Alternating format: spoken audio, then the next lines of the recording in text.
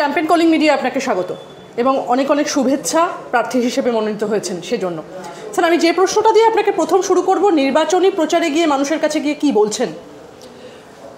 একটা কথাই বলছি যে মানুষের হাওড়ার আমি ভূমিপুত্র, সকলের আশীর্বাদ প্রার্থনা করছি এবং একটা কাজ করার সুযোগ আমি চাইছি এবং এর আগেও আমি হাওড়ার মহানাগরিক হিসেবে আমার যত দূর সম্ভব আমি মানুষকে সেবা করার সুযোগ পেয়েছি, সেই স্বীকৃতি আমাকে মানুষ দিয়েছেন এবং আমার কাছে এই জিনিসটা আমাদের কাছে খুব বেদনাদায়ক হয়ে দাঁড়িয়েছে যে বিগত প্রায় 15 বছর ধরে এখানে যে সাংসদ রয়েছেন তিনি কুম্ভকর্ণের মতো ঘুমে সবসময় আচ্ছন্ন এবং তিনি 4.5 বছর ঘুমিয়ে থাকেন, 3 মাস জেগে ওঠেন।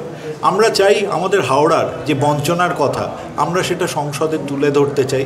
আমাদের মেট্রো রেল এক্সটেনশন চাই, আমাদের এখানেতে শিল্পের পুনরুজ্জীবন চাই, আমাদের স্বাস্থ্যের নতুন করে আমরা পুনরুজ্জীবন চাই এখানেতে এবং হাওড়া শহরটা একটা জঞ্জালের শহরে পরিণত হয়েছে, সেই শহরটাকে আমরা নতুন করে আবার গড়তে চাই এবং সেইটা মানুষকে সাথে নিয়ে, পাশে নিয়ে এবং সবাইয়ের আশীর্বাদ মাথায় নিয়ে। জেতার ব্যাপারে কতটা আশাবাদী? আমরা 100% আশাবাদী, কারণ এটা আমি হাওড়ার অনেক দিন বাদে বামফ্রন্টের পর হাওড়ার ভূমিপুত্র হিসেবে ভারতীয় জনতা পার্টি আমাকে সুযোগ দিয়েছেন।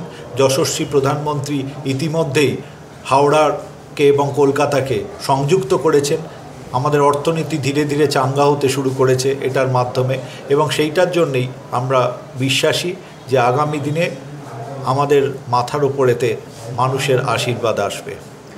হাওড়ার জন্য কি কি পরিকল্পনা আছে আপনার? আমি মনে করি হাওড়ায় মেট্রোর এক্সটেনশন হওয়ার দরকার, হাওড়ায় রামরাজাতলা, বাগসাড়া প্রভৃতি অঞ্চলেতে রেলওয়ে ব্রিজ হওয়ার দরকার। বিভিন্ন জায়গায় যে আমাদের ন্যাশনাল হাইওয়েগুলো গেছে সেই ন্যাশনাল হাইওয়েগুলোকে তার উপরেতে যে যে জায়গায় ফ্লাইওভারের দরকার সেগুলো হওয়ার প্রয়োজন।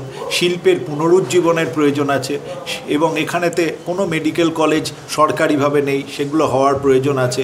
হাওড়া একটা জঞ্জাল নগরীতে পরিণত হয়েছে, পৌর পরিষেবা এখানেতে কোনো কিছুই নেই এবং পৌর পরিষেবার নামে শুধু কেবলমাত্র এখানেতে মানুষ শুধু ভাঙা রাস্তা আর নর্দমার উপচে পড়া জল এবং আলোবিহীন জায়গা এটি বুঝতে পারে।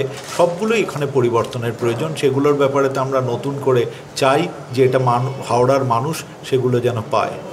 স্যার, যে প্রশ্নটা করবো, হাওড়া জুড়ে চলছে একের পর এক পুকুর বুঝিয়ে বহুতল তৈরির কাজ, লোকসভা ভোটের আগে সেই কাজ যেন আরও গতি পেয়েছে, কি বলবেন?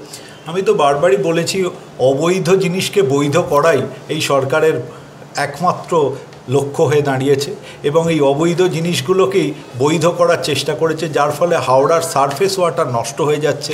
বারবার কেন্দ্রীয় সরকার চিঠি দেওয়া সত্ত্বেও সেই চিঠিগুলোকে নবান্ন বা প্রশাসনিক মহলে চেপে দেওয়া হচ্ছে। আগামী দিনে এইসব যদি হতে থাকে, হাওড়ার জলস্তর যদি নেমে যেতে থাকে, আমরা সেই ভয়ঙ্কর ভূমিকম্পের দিকে, কিন্তু তুরস্কের মতো ভূমিকম্পের দিকে আমাদের হাওড়া শহরকে এগিয়ে নিয়ে যাচ্ছে এই প্রশাসন। লোকসভা কেন্দ্রে ভোট প্রচারে নেমে বিদায়ী সাংসদ ও তৃণমূল কংগ্রেস প্রার্থী প্রসূন বন্দ্যোপাধ্যায়কে আপনি কুম্ভকর্ণ বলে কটাক্ষ করলেন, কেন? আমি নতুন করে কিছু বলছি না, আমি যা বলছি সবটাই বাস্তব। এখানে কোনো অসত্য কোনো একটিও ভাষণ নেই, কারণ তাকে কেউ দেখতে পায় না, তিনি সবসময় ঘুমে নিদ্রিত থাকেন। আজ অবধি কেউ কখনো হাওড়ার মানুষ সংসদে হাওড়া শব্দটাই উচ্চারণ হতে শোনেননি। আমি সেই জন্য এতটুকু কোনো ধরনের অসত্য কথা বলছি না এবং কেউ যদি কোনো রকমভাবে হাওড়া শব্দটা উচ্চারণ হয়েছে শুনেছে তাহলে আমি অত্যন্ত খুশি হব, কারণ হাওড়া শব্দটাই উচ্চারণ করেননি উনি।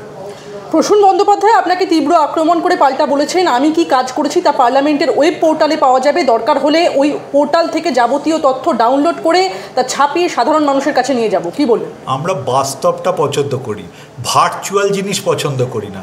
বাড়ি আছে কি নেই সেটা দেখতে চাই, পোর্টাল আছে কি না আমরা দেখতে চাই না।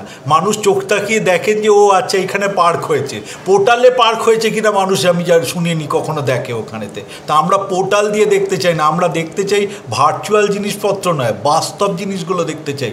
বাস্তবে কিছু দেখা যাচ্ছে না। প্রসূন বন্দ্যোপাধ্যায় আরও অভিযোগ করেছেন, মেয়র থাকাকালীন আপনি নাকি হাওড়া পুরসভার সর্বনাশ করে গেছেন, আপনি নাকি বেশিরভাগ সময় কলকাতায় থাকেন, আর 2013 সালের পর থেকে তিনি নিজে হাওড়ার বাসিন্দা এবং ভোটার, কলকাতায় বড় খেলা না থাকলে তিনি নাকি হাওড়া ছেড়ে যান না বলে দাবি করেছেন তিনি। কি হাওড়ায় এমনভাবে তিনি থাকেন, আমার মনে হয় তিনি বোধহয় হাওড়ায় সুড়ঙ্গে থাকেন। হাওড়ার মানুষ তো আজ অবধি তাকে দেখতে পায় না। সে সুড়ঙ্গ থেকে বার করতে পারলে বোধহয় হাওড়ার মানুষ খুব খুশি হয়। এবং আমি কতটা কলকাতায় থাকি, আমি কতটা হাওড়ায় থাকি, সেটা হাওড়ার মানুষ বলবেন। উনাকে তার সার্টিফিকেট দেওয়ার কোনো প্রয়োজন নেই। আপনি নাকি বেআইনিভাবে চাকরি দিয়ে 2000 ছেলের ভবিষ্যৎ নষ্ট করেছেন, আপনার নাম না করে বিস্ফোরক দাবি করেছেন মমতা বন্দ্যোপাধ্যায়, কি বলবেন? আমি তো এই জন্য বলেইছিলাম যে উনি অবৈধকে বৈধ দেখেন, একটা চশমা পড়েছেন যেটাকে বৈধকে অবৈধ দেখেন, অবৈধকে বৈধ দেখেন। এটা উনার একটা চশমা পড়া মনে হয় আই ডিফেক্ট হয়ে গেছে। এবং সেই জন্য আমি বলেছিলাম যে 32তম যে ওজি সেই মিটিংয়ের কাগজটাকে উনি দয়া করে একবার বার করে দেখুন না, যেটা মেয়র কোনো অবৈধ কাজ করেছিলেন কি বৈধ কাজ করেছিলেন, 66 জন কাউন্সিলর কী স্বীকৃতি দিয়েছিলেন সেটা জানার তো একবার প্রয়োজন আছে। আসলে উনার অভীষ্ট সিদ্ধ হয়নি অন্যান্য পৌরসভায় যেসব কারবার করেছেন তো, এবং সেইখানেতে গিয়ে এইসব নানা রকম হাত তুলে সবাই বসে আছে। শিক্ষা দপ্তর, স্বাস্থ্য দপ্তর, সব পৌরসভায় দুর্নীতি দুর্নীতি দুর্নীতি। আমরা দুর্নীতি করিনি বলে উনার ভীষণ মুশকিল হচ্ছে। এই চশমাটা পাল্টাতে হবে উনার। আসলে পাওয়ারটা ওই বোধহয় উনার ছানির পাওয়ারটার যেটা হয়েছে সেটার জায়গাটা ভুল পাওয়ার দিয়ে দিয়েছে, ওই জন্য ভুল দেখছেন। 800 বছর আগে ভারতে মুসলিমরা এসেছিলেন, তখন হিন্দুরা ছিলেন না। প্রসূন বন্দ্যোপাধ্যায় এমনই মন্তব্য করেছেন, অভিযোগ করেছেন, আপনারা কি বলবেন? এরম ধরনের বাজে কথা যত উত্তর কম দেওয়া যায় ততই ভালো। উনি আসলে পড়াশোনার ক্ষেত্রে কোথায় কি করেছেন সেটা আমার জানা নেই, ওই জন্য এইরকম ধরনের ভারতে শুধু 800 বছরের ইতিহাস দেখছেন। ভারতের ইতিহাস 800 বছরের নয়, সনাতনী ইতিহাস প্রায় 10,000 বছর পর্যন্ত আমরা ট্রেস করতে পারি। তার থেকেও বেশি পুরনো কিনা আমরা এখনও জানি না। কেউ কেউ বলেন এই যে রাম সেতু যেটা, সেটা কেউ 17 লক্ষ বছরের পুরনো। সেই জন্য উনি ঠিক অ্যাকচুয়ালি কোথা থেকে এই জিনিস জেনেছেন আমার জানা নেই।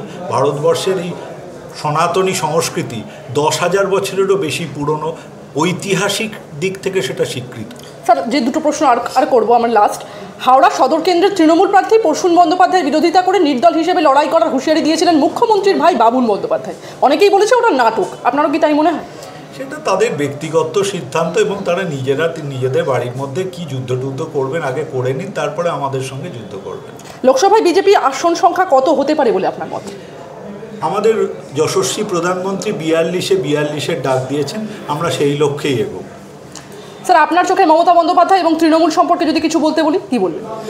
একটা সময় উনার মতো লড়াকু নেত্রী আমি জীবনে চোখে দেখিনি, কিন্তু ধীরে ধীরে উনার যে এরকম পরিবর্তন হতে পারে সেটা সারা পশ্চিমবঙ্গের মানুষই সে ব্যাপারে আশাহত। এবং আমরা এখন যেটা বললাম সেটা সব কিছু অবৈধ জিনিসের পাশে দাঁড়ানোটাই উনার অভ্যাসে পরিণত হয়েছে।